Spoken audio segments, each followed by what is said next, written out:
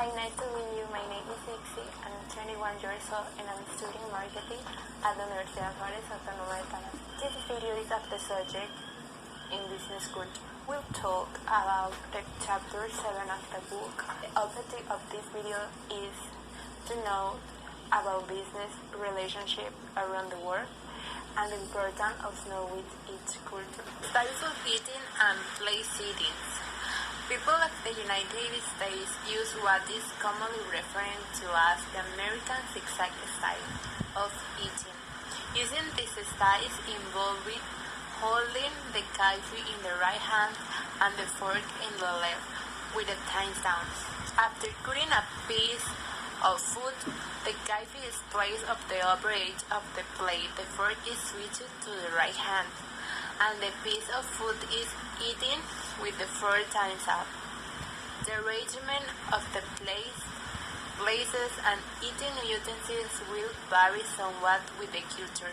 However, the rule that is followed regardless of the culture is that silverware is arranged so that the utensils to be used is placed on the outside parts from the plate. Just have to remember to select utensils from the outside and work their way toward the center.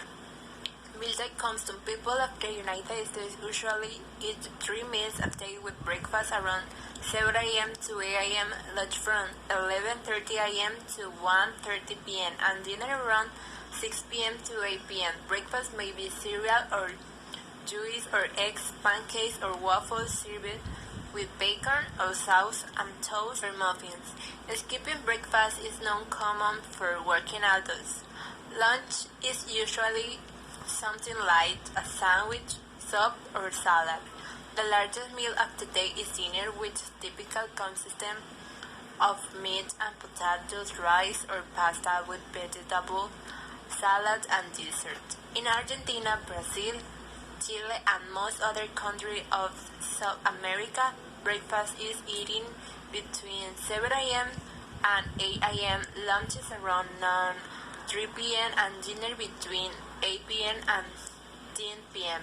An afternoon refreshment break around 8 p.m. to 6 p.m. Lunch is the largest meal of the day and typically lasts 2 hours.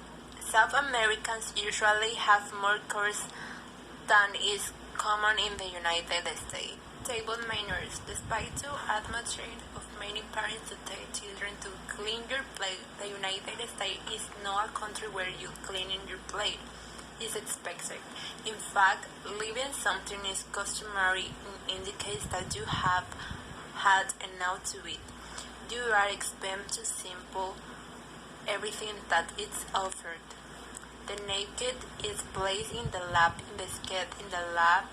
until everyone is ready to leave the table. Slurping of other noises are considered rude. Burping is crass.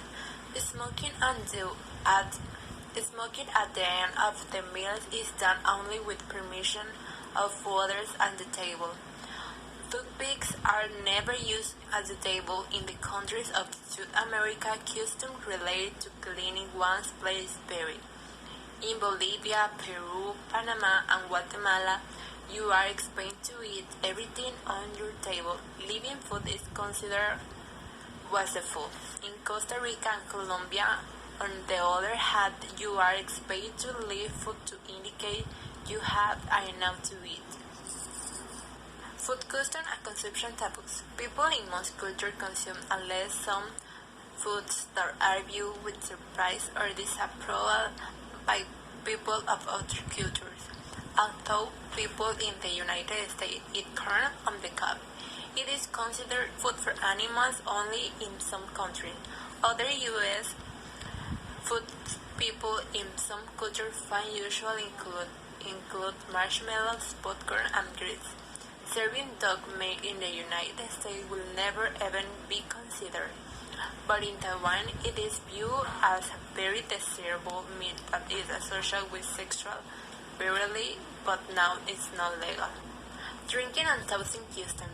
When conducting business internationally, consuming alcohol is not expected part of building the relationship in many countries. In some countries, declining a drink may be viewed as impolite and an indication that you do not want to participate in these important rituals. Those who feel they must decline should offer an explanation. For example, declining a drink for health reasons is acceptable. Drinking sessions are important in many cultures. In fact, refusing to participate may be viewed with mistrust. Business entertaining and seating etiquette. The decision to entertain and forget guests in a restaurant or in one's home depends on custom of the country and the length of the relationship. People of the United States often entertain business associates in their homes. People in Australia, New Zealand, and Canada also sometimes entertain in their homes.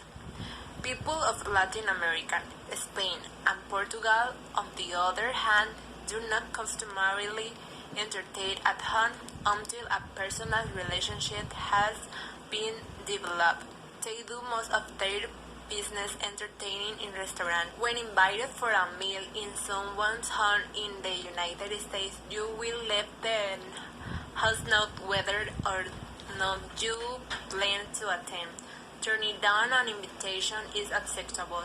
However, saying you will attend and then failing to show up is not acceptable. The general rule for tipping in U.S. restaurants varies from the 20% expense in fine restaurants to 50% considered acceptable in modest restaurants. Most Americans realize that tips are the primary source of income for many servers and feel obligated to tip unless the service is very. Thank you for watching and praise the attention, and I hope there is a desire to know the cultures in each country and the importance it has in business. Knowing each culture makes a person more professional and attentive.